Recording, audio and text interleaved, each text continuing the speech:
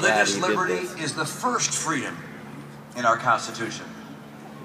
And whether the cause is justice for the persecuted, compassion for the needy and the sick, or mercy for the child waiting to be born, there is no greater force for good in the nation than Christian conscience in action.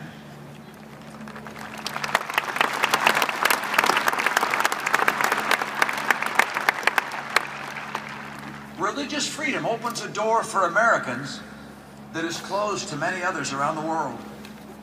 But whether we walk through that door and what we do with our lives after we do is up to us. Someone once observed that the great drama of Christianity is not a crowd shot following the movements of collectives or even nations. The drama is always personal, individual, unfolding in one's own life. We're not alone in sensing this. Men and women of every faith and good people with none at all sincerely strive to do right and lead a purpose-driven life. And in the way of lessons learned by hitting the mark and by falling short, I can tell you this much for sure. All that you have heard here at Liberty University about trusting in God and in His purpose for each of us makes for more than a good sermon. It makes for a good life. So many things compete for our attention and devotion. That doesn't stop as you get older, by the way. We're all prone at various times to treat the trivial things as all important. The all-important things as trivial.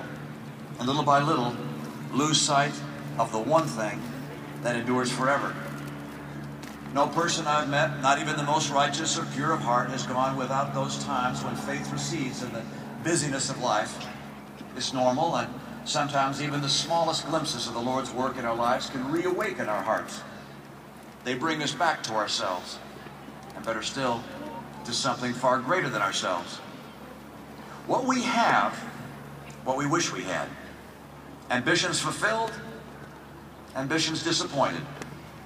Investments won, investments lost. Elections won, elections lost.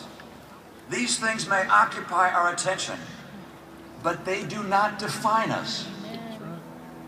Each of them is subject to the vagaries and the serendipities of life. Our relationship with our Maker, however, depends on none of that. It's entirely in our control, for He is always at the door and knocks for us. Our worldly success cannot be guaranteed, but our ability to achieve spiritual success is entirely up to us, thanks to the grace of God.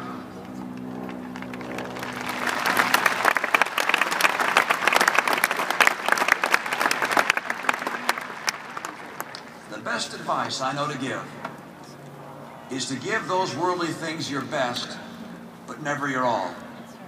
Reserve the ultimate hope for the only one who can grant it. Many a preacher has advised the same, but few as memorably as Dr. Martin Luther King Jr. As a young man, he said, with most of my life ahead of me, I decided early to give my life to something eternal and absolute. Not to these little gods that are here today and gone tomorrow, but to God who is the same yesterday, today, and forever.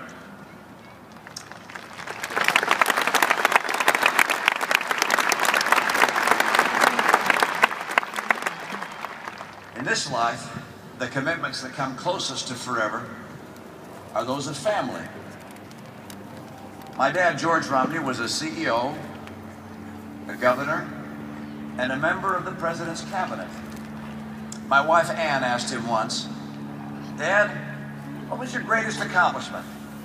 Without a moment's pause, he answered, raising our 4 kids. Ann and I feel the same way about our family.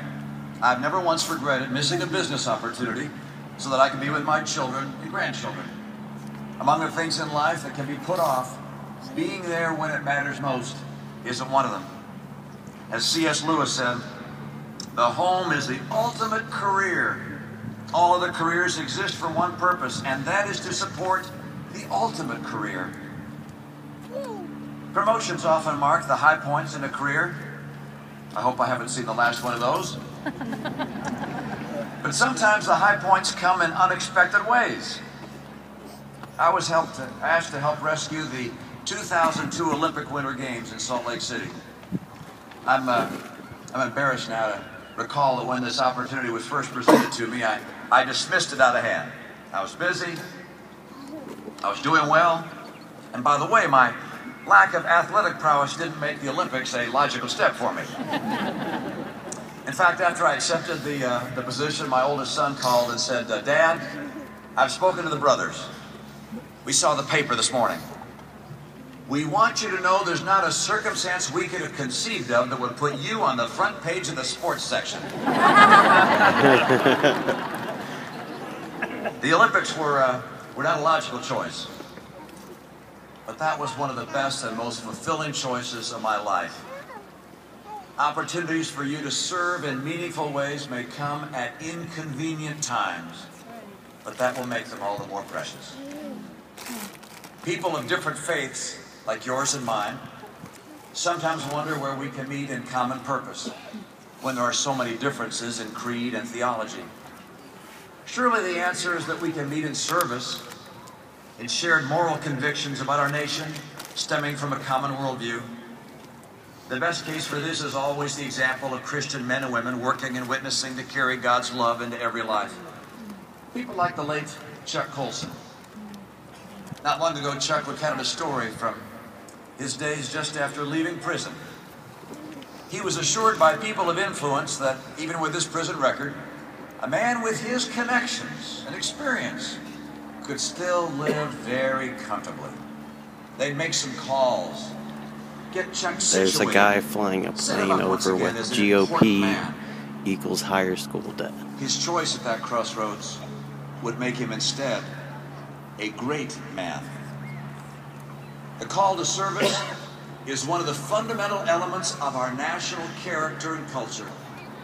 It is motivated Bit of an idiot. by the great movement of conscience that this hopeful, fair-minded country of ours has ever seen.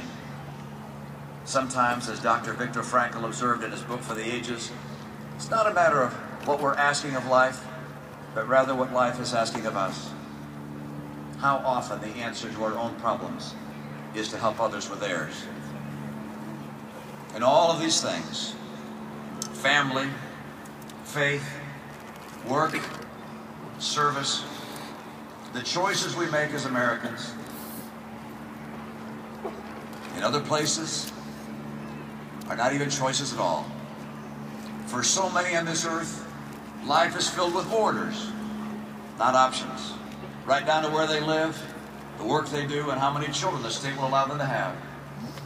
All the more reason to be grateful this and every day that we live in the United States of America, where the talent God gave us may be used in freedom. Thank God for this country.